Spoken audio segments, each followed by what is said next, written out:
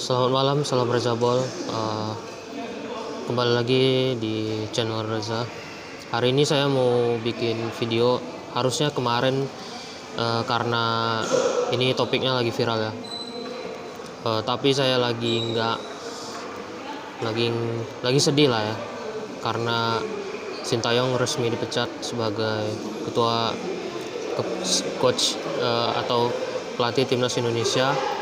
Kemarin PSSI telah menggelar konferensi pers di Jakarta jam 12 siang, di mana di situ PSSI mengatakan bahwasanya Sintayong diberhentikan dari jabatannya sebagai coach timnas Indonesia. Tentunya berita ini adalah berita yang sangat mengejutkan, karena pastinya banyak orang yang bertanya-tanya apa sebenarnya alasan sebenarnya dibalik pemecatan Sintayong ini, dan juga apa yang diinginkan oleh PSSI di kepemimpinan Erick Thohir ini, mengingat timnas Indonesia yang lagi bagus-bagusnya sekarang di tangan Sintayong. Apalagi kita masih akan menjalani sisa 4 laga di ronde ketiga kualifikasi Piala Dunia 2026 zona Asia round 3 melawan Australia, Bahrain, Cina, dan Jepang. Jadi kita di sini akan ngulas sedikit, nggak sedikit juga sih, banyak lah. Tapi akan coba saya ringkas, dan ini saya murni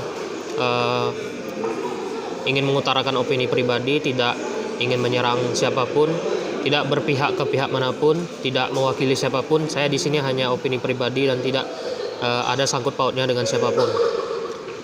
Saya di sini juga tidak akan mau menyalahkan PSSI, mau menyalahkan Sintayong, atau mau menyalahkan siapapun. Ya, tapi di sini hanya murni opini pribadi. Jadi Sintayong itu ini sedikit flashback ya. Kita flashback dari awal Sintayong datang ke Indonesia. Sintayong itu ditunjuk jadi pelatih timnas Indonesia di Desember 2019. Saat itu kursi pelatih timnas Indonesia kosong karena ditinggal Simon McManamy. Saat itu kita ada 2 kandidat pelatih saat itu untuk pengganti Simon, yaitu Sintayong dan Luis Milla. Nah, di mana saat itu ada yang ingin Luis Milla balik, ada juga yang memilih Sintayong ya. Tapi akhirnya Sintayong dipilih, dan saat itu juga orang-orang yang bisa dibilang paling ngebat ya gitu ya, atau yang paling meyakinkan Sintayong waktu itu adalah Ratu Tisa, karena beliau adalah orang yang saat itu rela terbang ke Kuala Lumpur kalau saya nggak salah, dan saat itu Ratu Tisa memaparkan atau menjabarkan roadmap timnas kepada Sintayong, dan akhirnya dengan dengan singkat cerita akhirnya Sintayong mau menerima pekerjaan menjadi pelatih timnas. Nah, saat itu Sintayong tentu tidak mudah menangani timnas, karena kita tahu saat itu timnas lagi hancur lah bisa dibilang, karena saat Simon melatih itu kita mengikuti kualifikasi Piala Dunia 2022 round kedua. Waktu itu kita segrup dengan Malaysia, Thailand, Vietnam, dan Uni Emirat Arab, dan kita babak belur di grup itu. Kita kalah 7 kali, kita imbang cuma sekali ya. Itu pun kita imbang melawan Thailand, di mana saat itu terjadi pas kalau nggak salah pas COVID lagi melanda kalau saya nggak salah. Dan itu udah dilatih Sintayong, dan itu satu-satunya poin yang bisa kita dapat. Sisanya kita hancur lebur tuh. Sama Malaysia kita kalah 2 kali, sama Vietnam kita kalah 2 kali, sama Uni Emirat Arab kita juga dibantai 2 kali saat itu.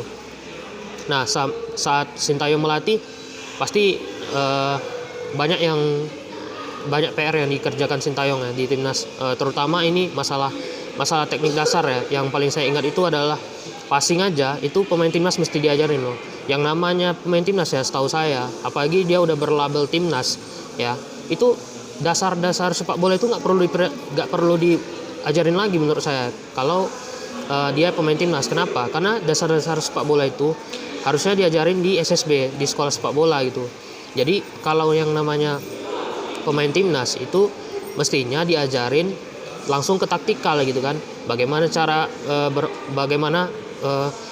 strategi yang diinginkan sama pelatihnya. Misalnya pelatihnya mau menyerang dari mana, dari sisi sayap kah, dari tengah kah, atau main-main umpan kombinasi kah, itu harusnya yang diajarkan sama pelatihnya. Tapi waktu itu Sintayong dengan legowonya dia mau mengajari timnas passing. Lalu setelah itu lambat laun berjalan, timnas mengikuti waktu itu kualifikasi Piala Asia 2023. Karena kita waktu itu dituntut untuk bisa lolos, akhirnya kita bisa lolos dengan gagah menurut saya, karena kita mengalahkan Kuwait, membantai Nepal, dan kita cuma kalah 1-0 sama Jordan waktu itu. Dan disitulah menurut saya prestasi Sintayong di level yang lebih tinggi, yaitu Asia. Tapi sebelumnya kan Sintayong membawa Indonesia ke final Piala AFF kan 2020, saat itu mengalahkan Malaysia di fase grup, mengalahkan Singapura ya dengan cara yang epik juga sih waktu itu lawan Singapura, karena kita ibaratnya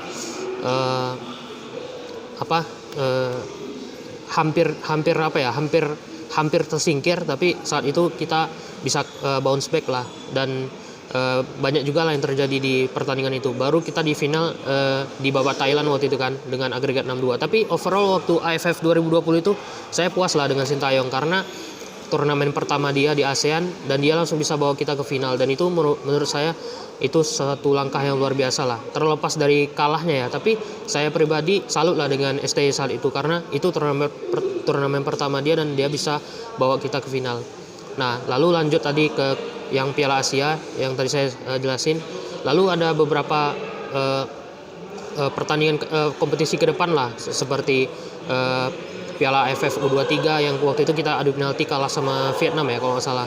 Nah, lalu kita uji coba lawan Burundi, lawan Curaçao, lawan Argentina yang paling terkenal kan tahun lalu 2023. Dan saat itulah kampanye kita di kualifikasi Piala Dunia dimulai. Ketika kita masuk di round 1, saat itu kita membantai Brunei 12-0 secara agregat.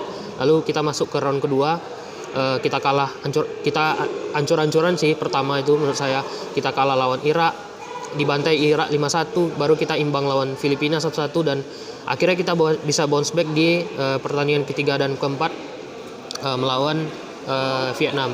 Nah, sampai setelah itu masuk ke Piala Asia U23 kan. Setelah lawan Vietnam itu kita di Piala Asia U23 itu kita match day pertama kita dicurangi oleh Qatar, kita kalah 2-0, lalu kita bisa bounce back lawan Australia dan Jordan, menang 1-0 dan 4-1. Langsung kita lolos ke perempat final.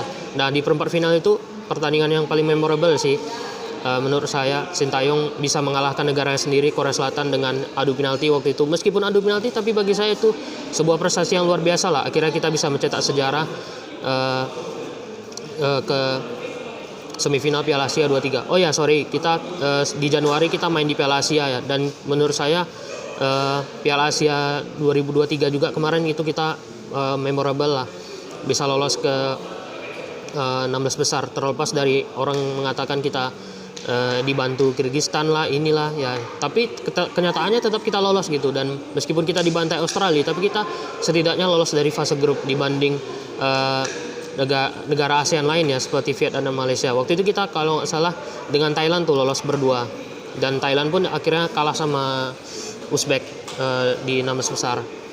Nah, berarti di tahun ini aja kita udah di tahun 2024 kemarin kita udah menorehkan banyak prestasi ya, dan barulah di round ketiga ini puncaknya gitu. Setelah tadi lawan Piala Asia U23 kita lawan Irak dan Filipina kan. Lawan Irak kita kalah 2-0, dan akhirnya di lawan Filipina kita menang 2-0 dan mengunci satu tempat di round ketiga. Oke, di round ketiga ini barulah ekspektasi kita untuk menuju ke Piala Dunia itu sangat besar. Apalagi yang namanya kita lolos ke round ketiga, berarti artinya kita punya peluang ke Piala Dunia kan. Meskipun peluang itu sangat tipis karena peringkat kita itu paling rendah di grup C ini, kita at least punya peluang. 1% itu pun menurut saya sebuah peluang gitu, yang ketika bisa jadi 100% kalau kita mengeluarkan semua potensi-potensi terbaik kita. Tapi kita juga harus ingat, jujur selama kepemimpinan Sintayong Sintayong ini disupport kali oleh PSSI ya, dengan datangnya pemain-pemain diaspora, pemain-pemain yang datang dari negara Belanda terutama, dan mereka alhamdulillah mereka mau membela timnas kita, dan jujur itu mendongkrak performa timnas kita juga bisa sampai sekarang ini kan. Nah, ketika masuk round ketiga kita segrup dengan Jepang, Arab Saudi, Australia, Cina dan Bahrain. Jadi ekspektasi kita terutama ekspektasi saya pun nggak muluk-muluk, karena kita bisa lolos ke round keempat aja udah bagus gitu kan. Dan akhirnya lambat laun berjalan kita bisa ngimbangin Arab di Jeddah, lawan Australia imbang 0-0 di GBK, dan ketika lawan Bahrain dan Cina itu menurut saya kesempatan emas kita itu untuk menang gitu. Tapi mau gimana lagi kan, lawan Bahrain kita ya seperti yang teman-teman tahu dicurangi wasit kita di menit-menit akhir itu, dan lawan Cina kita kalah. Nah, kebetulan pas lawan Cina kemarin itu kita sebenarnya nggak bisa mengatakan bahwa kita kita pede kayak kita bisa mengalahkan Cina, karena waktu itu sebenarnya Cina itu juga diambang ini juga kayak mental mereka itu jatuh juga, karena udah 3 pertandingan mereka tuh kan kalah ya. Lawan Jepang mereka dibantai 7-0, lawan Arab Saudi mereka kalah 2-1, dan Australia waktu itu kalah 3-1 kalau nggak salah. Jadi kesempatan kita itu paling besar kemarin pas lawan Cina itu menurut saya, tapi ya kita kalah, dan akhirnya lawan Jepang kita dibantai lagi 0-4, dan bounce back kita yang paling nyata itu ya lawan Arab kemarin yang kita menang 2-0 itu. Nah, dan kemarin seketika itu mungkin sekilas ya tentang Sintayong, perjalanannya dari awal dia melatih sampai kemarin lawan Arab. Untuk yang AFF jujur saya nggak terlalu mau bahas banyak-banyak, karena ya yang pertama itu tim muda, yang kedua jujur saya nggak punya ekspektasi apa-apa di Piala AFF. Nah, kemarin saat saya nonton ulang lagi press conference PSSI itu Pak Erick Thohir bilang ya kami mengganti Sintayong itu sebenarnya udah jauh-jauh hari sebelum sebelum lawan Cina. Nah, berarti ada anggapan bahwasanya memang STY ini udah lama mau diganti gitu, tapi memang waktunya itu waktu itu mepet. Dan kan kita lawan Cina itu tanggal 15 Oktober kalau nggak salah. Nah, ketika jarak dari lawan Cina ke lawan Jepang itu kan 1 bulan. Nah, mungkin Erick Thohir berpikir bahwasanya kita tidak punya persiapan, atau persiapan kita tuh paling mepet untuk dari melawan Cina ke melawan Jepang. Akhirnya Sintayong diberhentikan gitu. Kalau misalnya saat itu Sintayong dipecat, ya berarti makin runyam keadaan, makin kacau gitu kan. Nah, akhirnya setelah lawan Jepang, Sintayong bisa buat kita menang lawan Arab Saudi, dan itu menurut saya adalah sesuatu yang luar biasa gitu. Nah, tapi mungkin PSSI berpikir bahwasanya tidak seperti Sintayong mungkin banyak kekurangan gitu kan. Ada beberapa kekurangan Sintayong ini seperti digoreng gitu. Seperti Sintayong yang tidak bisa bahasa Inggris, ya kan, tidak bisa bahasa Indonesia, apalagi tidak bisa bahasa Belanda, karena pemain-pemain kita yang diaspora itu memang lahirnya di Belanda gitu. Tapi kalau bagi saya pribadi, komunikasi itu tidak melulu jadi alasan gitu. Selagi Sintayong punya translator, selagi translatornya menyampaikan taktiknya dengan benar, ya kan, taktiknya bisa dicerna oleh semua pemain, ya itu bagi saya tidak ada masalah. Tapi di sini bisa kita lihat seperti kalau saya boleh bilang sih, seperti PSSI hanya mengumbar janji doang ke Sintayong. Nah, di sini yang ingin saya pertanyakan adalah apakah PSSI memecat Sintayong ini tidak memikirkan gitu bagaimana impact kedepannya. Ini kan kita lagi bagus-bagusnya kan, kita di round ketiga, ibaratnya peluang kita untuk ke Piala Dunia ini besar gitu, kecuali kita kemarin di round kedua nggak lolos ke round ketiga, dan kita udah nggak ada lagi kesempatan ke Piala Dunia. Mungkin saya saat itu bisa terima kalau Sintayong diberhentikan, tapi kalau Sintayong diberhentikan sekarang, apalagi kontraknya sampai 2027, nah ini yang menurut saya agak disayangkan. Dan ini memang seperti seperti berjudi PSSI gitu, terutama Erick Thohir. Nah, kalau misalnya mengganti pelatih di tengah-tengah kompetisi gini di melatih timnas di kondisi seperti ini apakah bisa membalikkan keadaan? Bagi saya belum tentu gitu, karena pelatih baru harus menyesuaikan taktik lagi dengan pemainnya kan. Belum tentu pemain yang sekarang ini akan cocok juga dengan pelatih yang baru ini, meskipun pelatih barunya itu udah di-spill ya. Tapi saya nggak mau terlalu bahas lebih dalam tentang itu, nanti tunggu resminya ya, nanti baru saya bahas. Nah dan yang saya ingin pertanyakan lagi adalah, kalau memang kemarin itu lawan Cina kalah, kenapa kenapa kemarin itu sebelum lawan Cina ada pikiran PSSI untuk memecat Sintayong gitu kan? Alasan terbesarnya ini apa gitu? Jadi ini yang menurut saya masih bingung, saya masih abu-abu gitu. Apakah ini kaitannya dengan Sintayong yang kemarin banyak melakukan eksperimen? Kalau melakukan eksperimen saya setuju gitu, karena Sintayong ini memang di tiap pertandingan line up-nya beda-beda. Kalian bisa cek sendiri aja lah di awal round ketiga ini.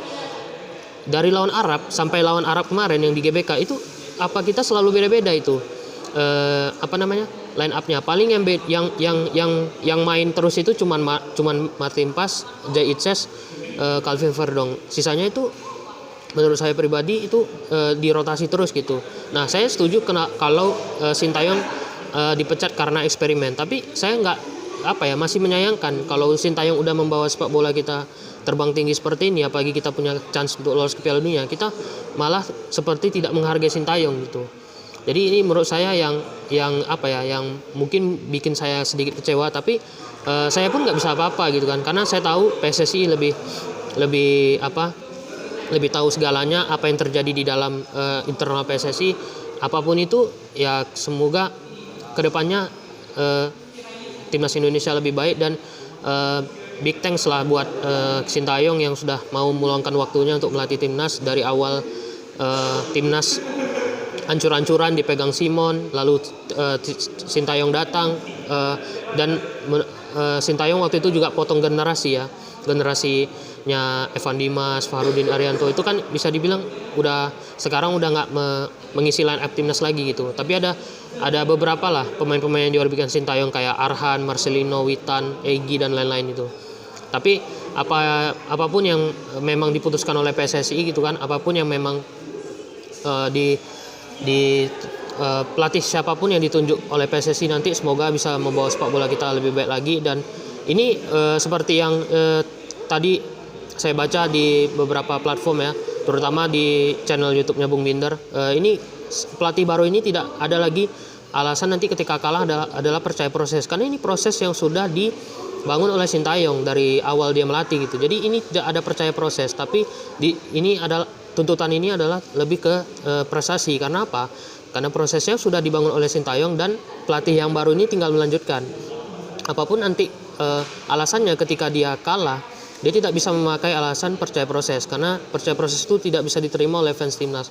Dan ingat, ketika nanti ya seandainya seburuk-buruknya nanti timnas kalah lawan Australia atau Bahrain, ya pelatih ini bisa langsung ditendang, bisa langsung disuruh out sama fans timnas. Bukannya saya ingin pelatih ini di out secepatnya, enggak gitu, tapi saya rasa dia nggak punya waktu banyak untuk mempersiapkan tim ini, karena ini udah fase-fase krusial gitu. Kalau kita di 4 pertandingan sisa ini kehilangan poin, ya berat bagi saya untuk ke round keempat. Kita bicara ke round keempat dulu ya, belum kita bicara langsung lolos ke Piala Dunia. Itu kalau misalnya nanti kita lawan Australia sama Bahrain, kita bisa ambil 6 poin dari 2 pertandingan itu, baru kita bisa bicara lolos ke Piala Dunia. Karena kesempatan poin kita itu kan udah 12 ya, tambah 6 dari yang lawan Arab kemarin. Jadi bagi saya pelatih ini kalaupun memang nanti akan melatih timnas, apapun mau bagaimanapun backgroundnya, mau bagaimanapun rekam jejaknya, track record melatihnya, ya kita harus tetap dukung dia. Ya kalau kita kritik dia boleh, tapi kalau untuk out, ya saya rasa itu hanya menunggu waktu saja. Kalau seandainya nanti dia tidak bisa memberikan kemenangan lah buat timnas. Tapi saya yakin kalau nanti misalnya timnas kalah lawan Australia atau Bahrain, saya yakin pelatih ini pasti akan langsung disuruh out sama fans timnas. Soalnya bukan apa-apa, karena ini proses yang dibangun ST ini kan panjang, 5 tahun dia membangun, tapi tahu-tahu malah diterusin sama pelatih lain kan. Jadi ini yang membuat mungkin saya pribadi agak kecewa dengan pemecatan Sintayong ini, terlalu buru-buru, blunder memecat pelatih di tengah-tengah kompetisi. Tapi apapun itu, semoga yang terbaik buat Sintayong. Sekali lagi terima kasih coach atas jasa-jasamu melatih timnas Indonesia. Semoga coach Sintayong diberikan pekerjaan yang lebih baik lagi setelah ini, dan semoga coach Sintayong tetap sukses di luar sana. Dan siapapun nanti pelatih pengganti Sintayong, semoga bisa meneruskan apa proses atau apa legacy yang telah dibangun oleh Sintayong ini, dan jangan sampai proses ini runtuh begitu saja ya. Dan semoga nanti di bulan Maret kita bisa mendulang poin melawan Australia dan Bahrain. Oke, itu aja konten saya hari ini. Terima kasih banyak yang telah menonton. See you in the next video.